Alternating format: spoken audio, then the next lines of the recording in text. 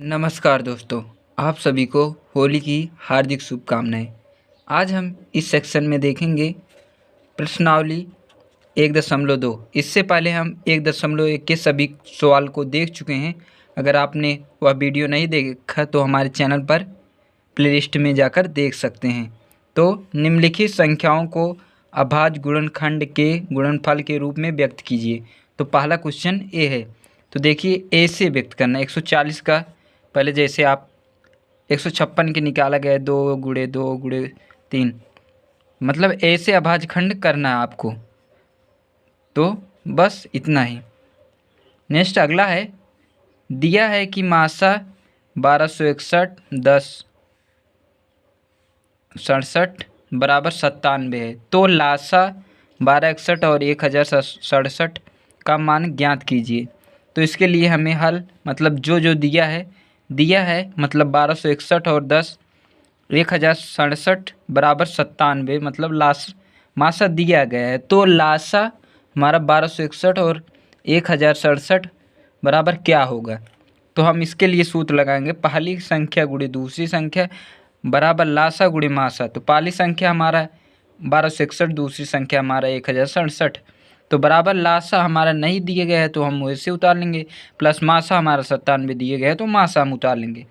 तो इन दोनों का गुणा करने पर हमारा 13, 45, 48, 7 इतनी संख्या प्राप्त हुई। तो बराबर लासा बराबर 97।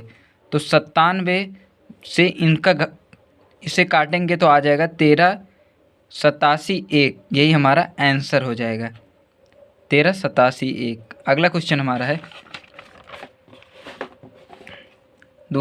तीसरा वाला था, पूर्णांक के निम्नलिखित युग्मों के एचसीएफ और एलसीएम ज्ञात कीजिए तथा इसकी जांच कीजिए कि दो संख्याओं का गुणनफल।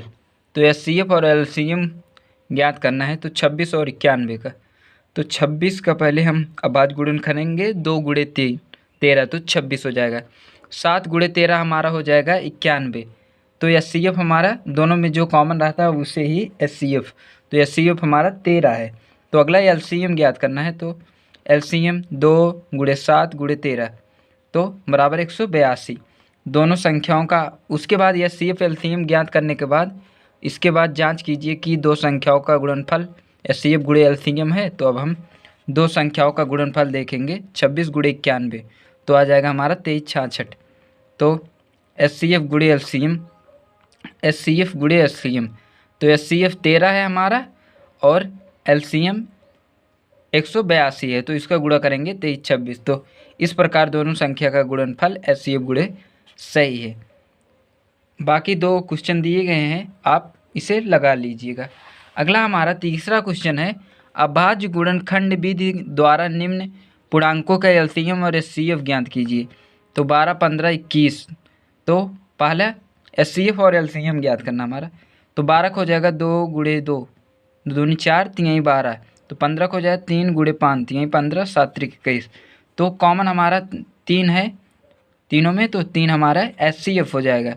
तीनों में कॉमन है तो एक बार लिखा जाएगा। 2 एक बार नहीं 2 बार लिखा जाएगा, 2 एक इधर भी है।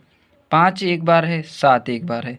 तो 2 3 6 5 30, 30 7 7 0 0 7 21, 210, 210 गुणे तो 420 हमारा राइट आंसर हो जाएगा। अगला हमारा है एचसीएफ, मतलब 306 और 657 का 9 दिया है, तो एलसीएम 306 और 657 का ज्ञात करना है। तो सेम दिया है एचसीएफ बराबर हमें 9 और हम जानते हैं एलसीएम गुणे एचसीएफ दो संख्याओं का गुणनफल, इसलिए एलसीएम दो संख्याओं का गुणनफल गुणे एचसीएफ। तो हम दोनों संख्याएं उतार दिए और एचसीएफ हमारा 9 है। तो इसका सब करने के बाद हमारा 22, 33, 8 आंसर आ गया। अगला हम देखते हैं,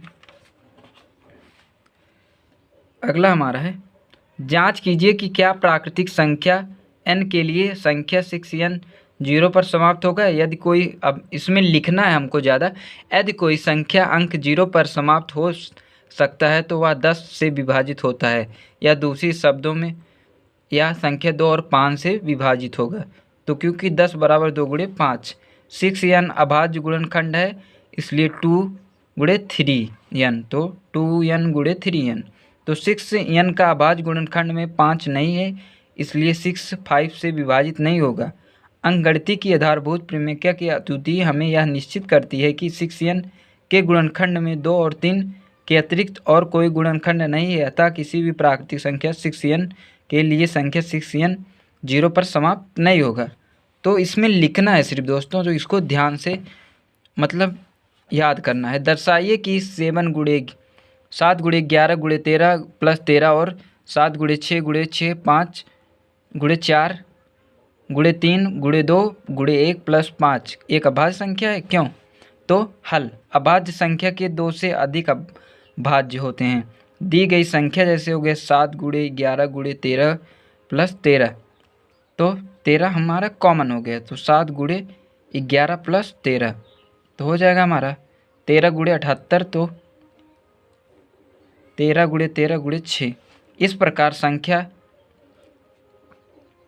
1 6 13 को 2 अधिक बार विभाजित अब दूसरी बार, तो हो जाएगा 7 गुणे 6 गुणे 5 गुणे 4 गुणे 3 गुणे 2 गुणे 1 प्लस 5, तो 5 हम कॉमन ले लेंगे, तो 7 गुणे 6 गुणे 1 हो जाएगा हमारा, 5 कॉमन ले लिए, तो गुणे 4 गुणे 3 गुणे 2 प्लस 1 और 1 गुणे 1 प्लस 1, तो 5 गुणे 1009।